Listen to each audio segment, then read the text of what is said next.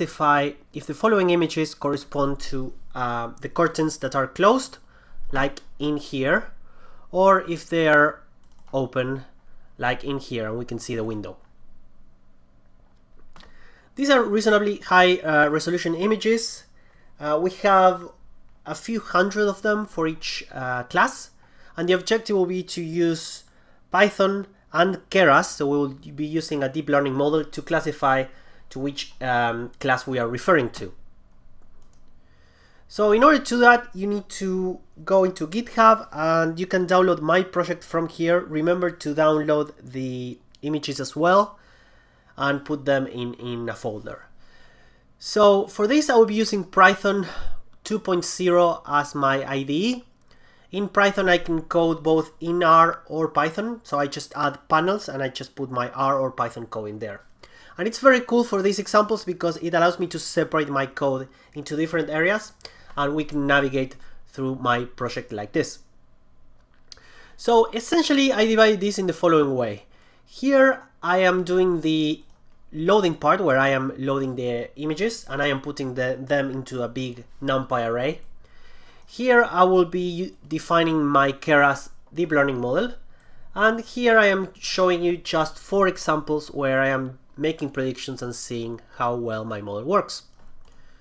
So in essence, in Python we put our code in panels and then we connect them. So you can see that we have an in or out part. So if we put our code here and we connect this panel to the out, this means that whatever we do in here will read the inputs or the objects or variables that are defined in this panel. So you can think of this as the output, and everything gets sent through this line. Having said that, we have 3 running modes. We can run only one panel, we can run the panels that are connected here to the in. Here we don't have any of them. So in this case, these two will be equivalent. And then we have a run below option. This means that this will run, and then this will run, and then everything in here will run as well. Bear in mind that, for example, for this case, here it won't be the same to run only this panel or run up to here, because if we run up to here, this will run, and then this one will run as well. And if we run just this one, here we get an error because a lot of the things that are created before won't be available here. So anyway, let's jump into the example. So here we have 2 folders. I am just reading them. This is the resolution for my images, and I am just reading them very easily by calling imread. And then I am appending everything into a big list. You can see it here. And then I am also appending a big list of targets. So this will be 0 or 1. This will be my classes. And then I am transforming those lists into 2 NumPy arrays. So X will be my NumPy array containing numbers for each color, for each pixel, and Y will be a one-dimensional vector containing zeros and ones. After I do that, I will create my model. You can see this is pretty standard Keras. I'm using a bunch of 2D convolutions. I'm also using max poolings. Nothing is weird in here. Remember that after the max poolings and the convolutions, we need to flatten everything. We connect it to a dense layer. This is pretty standard. We're adding some regularization just in case. And we'll be training this on 30 epochs. Probably the only interesting point here is that I am defining my own callback in here. The reason is that the new version in Python allows me to inject a progress bar.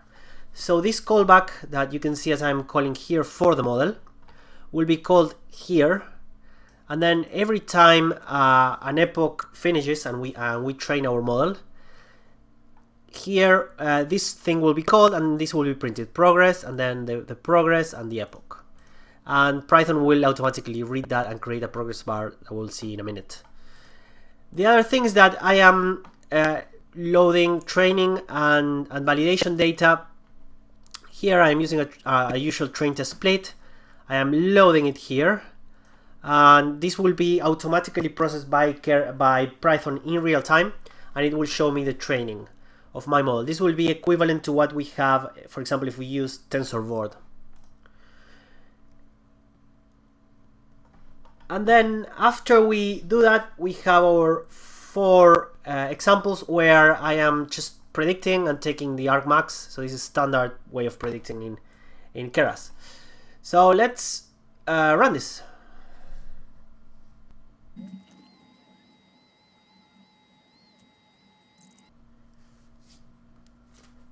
So you can see that after this runs, Python creates a list here that contains the dimensions of the NumPy arrays that were detected in here.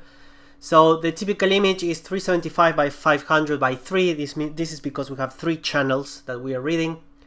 X is obviously 156 times 375 times 500 times 3. This is because we have a total of 156 images in total. And then my target is 156 by 2. This is because we have 156 images and 2 columns, zeros or ones as values.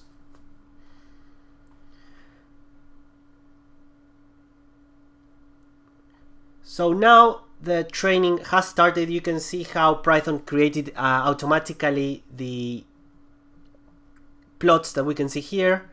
Also bear in mind that the CPU now is almost maxed at 100%. The RAM is not very high. Interestingly, this model is huge. This is not a reasonable model, and this should be improved. This 700,000 parameters is just too much.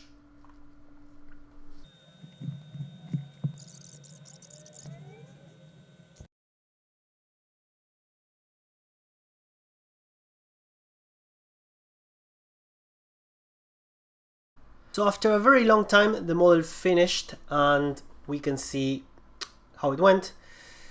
And now we have the predictions. So one thing about the model here, you can see the dimensions. As I said before, these are all the NumPy arrays defined in this panel.